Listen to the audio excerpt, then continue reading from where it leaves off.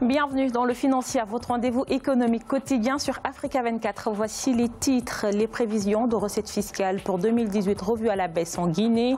Initialement évaluées à 18 000 milliards, elles ont chuté à 16 000 milliards de francs guinéens. Bonne prévision du réseau bancaire de la zone UEMOA. Selon le rapport de la Banque centrale des États de l'Afrique de l'Ouest, le taux d'intérêt débiteur des crédits mis en place en 2017 s'est établi à 6,93%. Et puis nous terminerons par un point sur les marchés boursiers africains.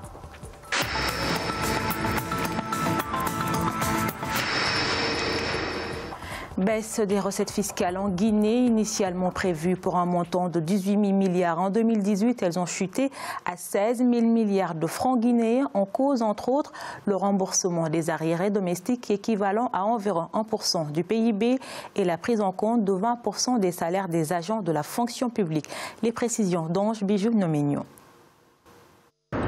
En Guinée, le projet de loi de finances rectificative présenté à l'Assemblée nationale prévoit des ajustements majeurs par rapport aux prévisions de l'année en cours. Les 18 000 milliards de francs guinéens de recettes fiscales prévues chutent à 16 000 milliards de francs guinéens, soit une diminution de 11,34%. Cette régression est notamment due à la baisse des droits de douane sur les produits pétroliers.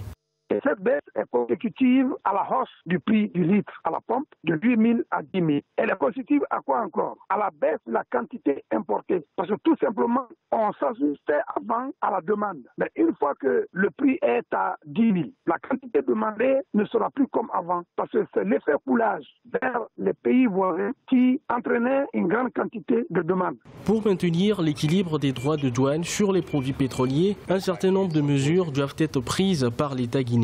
L'État ne mettra plus un franc dans la subvention. Que la quantité qui est commandée correspond effectivement à la quantité demandée sans effet de coulage. Il n'y aura plus de baisse des droits de douane sur les produits pétroliers. Là, on sera à un peu d'équilibre. D'autres facteurs comme le remboursement des arriérés domestiques équivalent à environ 1% du produit intérieur brut et la prise en compte de 20% des salaires des agents de la fonction publique expliquent également la baisse des prévisions fiscales. Néanmoins, l'économie guinéenne reste sur une lancée positive de façon générale avec une prévision à 5,8% de taux de croissance malgré une inflation située à 8%.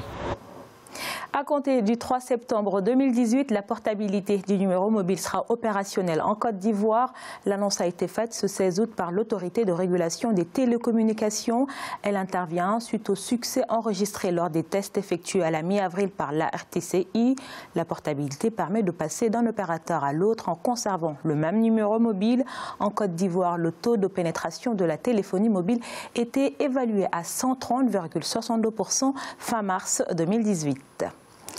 L'activité bancaire dans la zone UEMOA se porte plutôt bien. Le cumul annuel des crédits mis en place par les banques dans l'Union économique et monétaire ouest-africaine s'est établi à plus de 12 milliards de francs CFA, soit une hausse de 4,1% selon le dernier rapport de la BCEAO. Les précisions de Cheikh Omar Bandaogo. Au cours de l'année 2017, le montant moyen des injections hebdomadaires de liquidités de la Banque centrale des États de l'Afrique de l'Ouest sur les guichets est évalué à 3 011,1 milliards de francs CFA.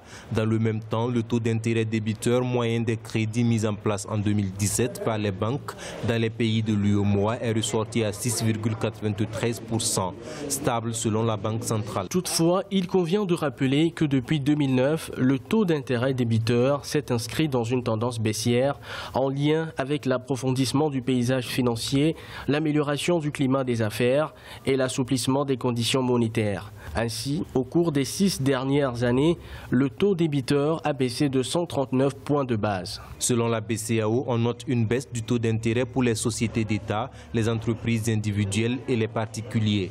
En revanche, des hausses respectives de 0,05 et 0,07 points de pourcentage sont enregistrées sur les crédits octroyés à la clientèle financière et aux entreprises privées. Aujourd'hui, les banques préfèrent investir dans les entreprises, dans les sociétés financières, parce qu'elles estiment que le taux de rentabilité dans la clientèle institutionnelle est plus élevé que le taux de rentabilité dans la clientèle particulière. et notamment les garanties de non-paiement restent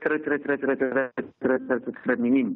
La BCEAO fait noter que les crédits mis en place par les banques dans l'UEMOA au cours de l'année 2017 se sont inscrits en hausse de 4,1% à 12 889,1 milliards de francs CFA. S'agissant des dépôts à terme effectués, ils sont ressortis en hausse à 8 396 milliards de francs CFA en 2017, soit une progression de 4,2% par rapport à 2016. Le réseau ferroviaire d'Afrique australe s'enrichit. Le projet Trans-Zambézie devra permettre la création d'un réseau traversant plusieurs pays tributaires du fleuve Zambèze.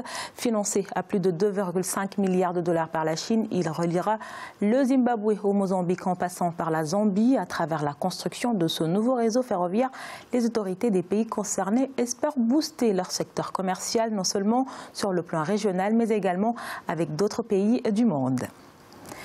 Au Maroc, la loi de finances 2018 mettra un accent particulier sur les politiques sociales. C'est la grande orientation donnée par le chef du gouvernement Youssef Chahed en prélude à la préparation du projet de loi des finances. Cette disposition qui doit veiller à accorder la priorité aux secteurs sociaux de base, notamment l'amélioration du pouvoir d'achat des citoyens, le renforcement des mesures de protection sociale ainsi que la promotion de l'emploi. Un virage social qui s'inscrit en droite ligne des instructions royales. Et pour y parvenir, le souverain Mohamed VI a appelé le gouvernement à une restructuration approfondie et globale des politiques sociales. On l'écoute.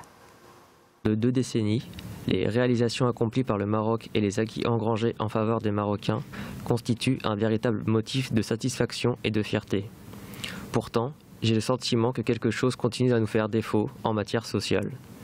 L'ampleur du déficit social et les modalités de réalisation de la justice sociale et territoriale sont parmi les principales raisons qui nous ont incités à appeler dans le discours d'ouverture du Parlement au renouvellement du modèle de...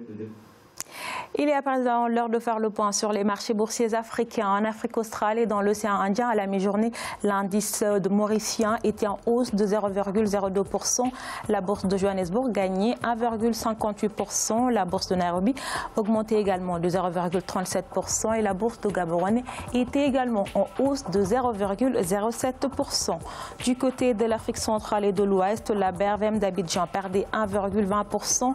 La bourse nigériane était en hausse de 1,87% et la bourse ghanéenne gagnait également 0,15%.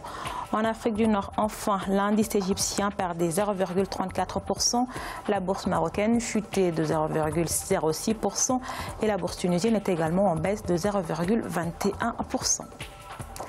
C'est la fin de cette édition du Financière. Merci de nous avoir suivis. On se retrouve bientôt pour un nouveau rendez-vous de l'économie sur Africa 24.